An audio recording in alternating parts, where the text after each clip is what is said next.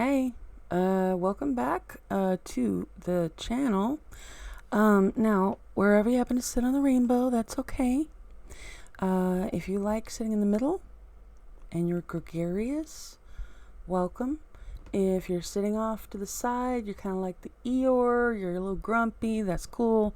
If you hate the rainbow altogether, well, you know, it's not going anywhere, but you still want to talk? Okay. So, welcome to my room, my chat room, my YouTube, my little world. And I'm going to introduce you to your daily troll allowance. This is Sophie or Sophia. I've kind of decided I'm going to call her both, off and on, depending, because I think it'll work. It's cute. Plus, that's something that I noticed here in England when I arrived. A lot of people would shorten names that I'd never heard shortened before. So I thought, well, okay, well, Sophia, what about Sophie? That could work. So yeah. But yeah, she's the only troll in the room. Hopefully I can keep it that way. And I just want to keep the lines of communication open. Now, I was thinking, I do an awful lot of stuff about the NHS, which is wonderful, by the way. It's got its issues, but, you know, it's a good thing. But what about over-the-counter medicine here compared to what I used to have when I lived over there? One huge difference I have noticed is that in America, the over-the-counter medicine for, say, coughs and things like that, it has sweeteners in it, or artificial sweeteners, and it'll make it taste, well, compared to the stuff I've had here, it almost tastes like candy. It's so sweet. And that was kind of a shock when I got here. I was not used to, and I should have been, considering, I'll tell you in a minute, but I was not used to medicine tasting quite so horrible. I know it's not supposed to be nice, and I don't want a barrage of people telling me, well, it's medicine, kitty. What do you expect? It's not supposed to taste nice. I know that, but it shouldn't make me want to go out and just, I don't know, lick a wall or something just to get the taste off my tongue, because it's terrible. So yeah, I thought I'd share a little bit with you. See, in America, we have something called NyQuil, which I haven't seen here, which I suppose is a good thing. Don't think you'd want that. But the advertisement generally goes, it is the nighttime sniffling, sneezing, coughing, fever, runny nose, so you can sleep medicine. And really, the way it should go is NyQuil is the nighttime sniffling, sneezing, runny nose, fever, pass out until whenever, and wake up later going, whoa, medicine. It's very strong. And there were some of us that were rather advocates of, well, let's have a few doses and just sleep it off, you know, like go to sleep and just try to get rid of our flu that way, because, you know, we're hardcore over there, you know, we're trying to get rid of our flu so that we can go back to work, because that's where we're supposed to be a lot.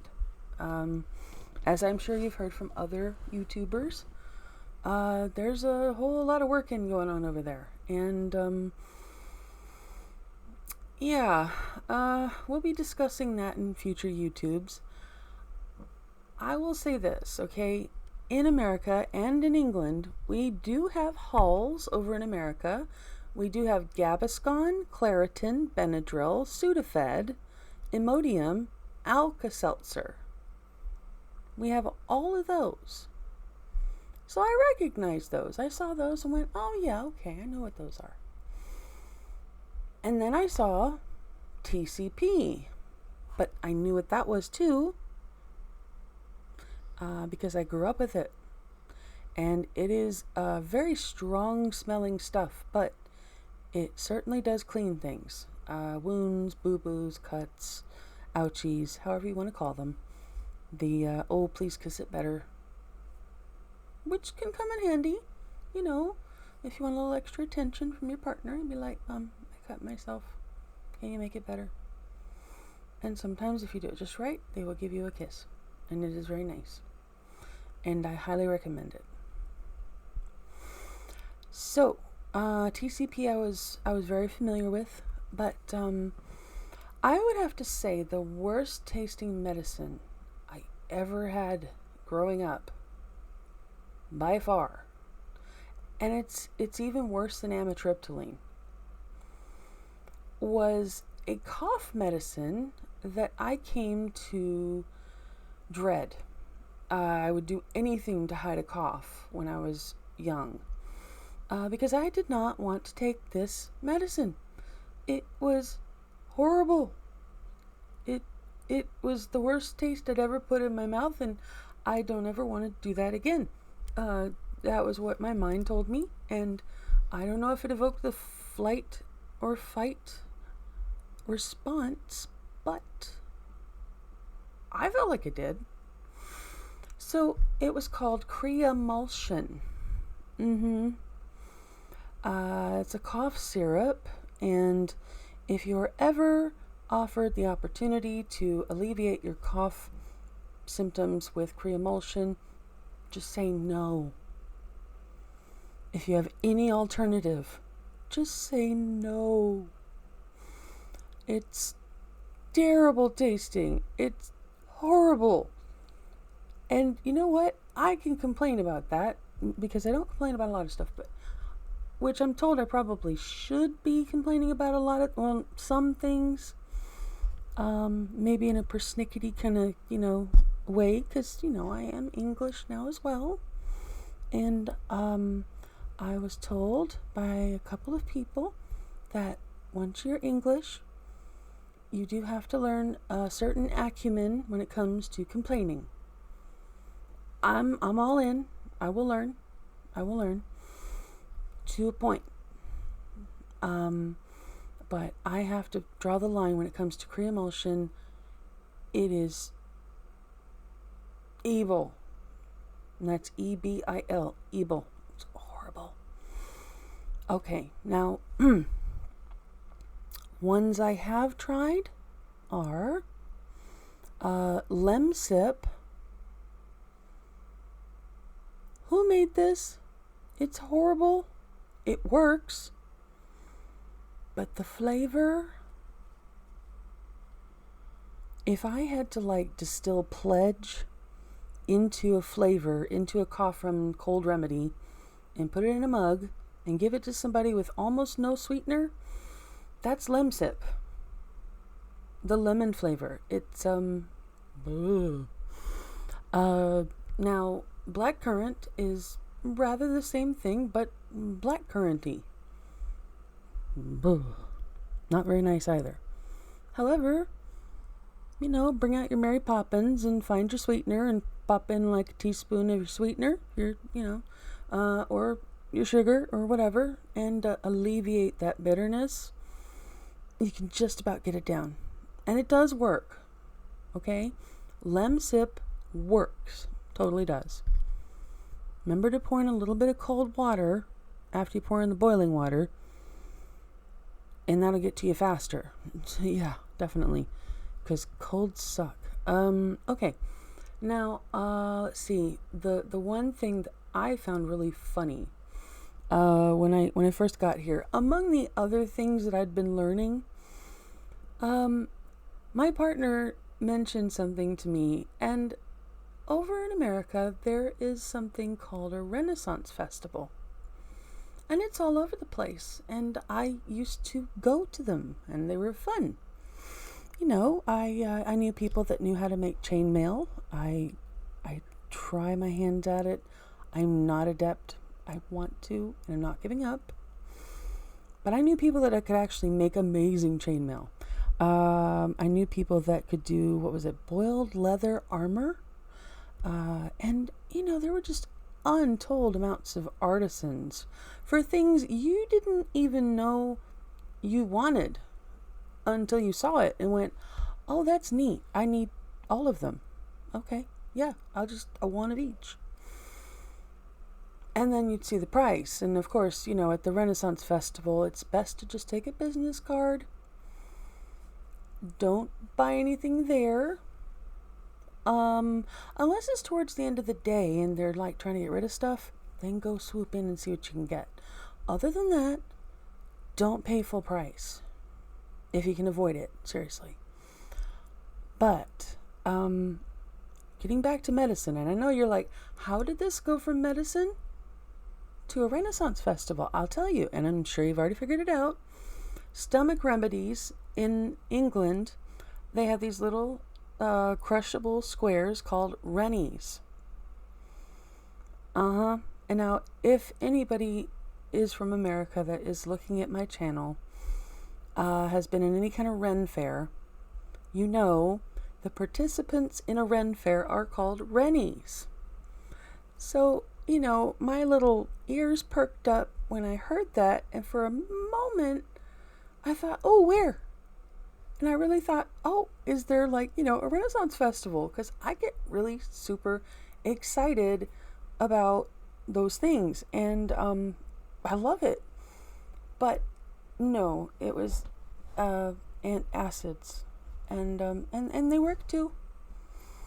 But it would have been cool if I could have seen chainmails and corsets and stuff like that. That would have been nice. Or, large German men that are playing medieval instruments, and you're like, wow, that's cool too. But, if you ever get a chance and it is a thing again, go to a Ren fair. Try not to drink too much because you won't have as much fun. Trust me, a little buzz, fine. Don't overdo. Go there, have some fun, but watch the jousting. Totally cool. Okay? Really. And if you have the money and the time and the inclination, then maybe you can get tickets and you can get to the King's Table, I believe, if that's still something that's offered. And also another thing I found out about them is you can actually plan your wedding at the Ren Fair, and you can have the whole treatment of being royalty. And I thought, that's cool. Not what I want. I want something a little different, but that's okay. Everybody has their own vision of their wedding. Mine's more like Nightmare on Elm Street meets Nightmare Before Christmas meets, just creepy Elvira weird. But cool, Tim Burton. Somewhere in between there. And yeah, just, add some cats. Not too many. I am not a crazy cat lady. I love cats. I don't want 15 or 10 or 5. Some people can handle that. I'm not one of them. But that's the whole point of all of this. I just thought it would be fun to talk about, over-the-counter medicine instead. And just the comparisons that I have had between the two of those. So, I will say this. When I first arrived, I had no idea what paracetamol was. Never heard it in my life. But I bet you guys feel the same whenever you go over there and you hear acetaminophen. Yep. You can tell me about it. I'd love to hear. Because it seems like it would be funny. I miss Advil. The little brown pills, they had kind of like a little sweet coating. Even the pain pills over there, the over-counter pain pills, had sweetness to them. I'm not kidding. You would have at the pharmacist or the chemist, you would see these mothers getting medicine for their children, and it would be cough syrup, and they would have flavors to choose from. Like all these different flavors, like blueberry and Coca-Cola flavors and all this. And I don't know if it was branded Coca-Cola, but it was cola, and there were so many flavors to choose from, and it made it really sweet.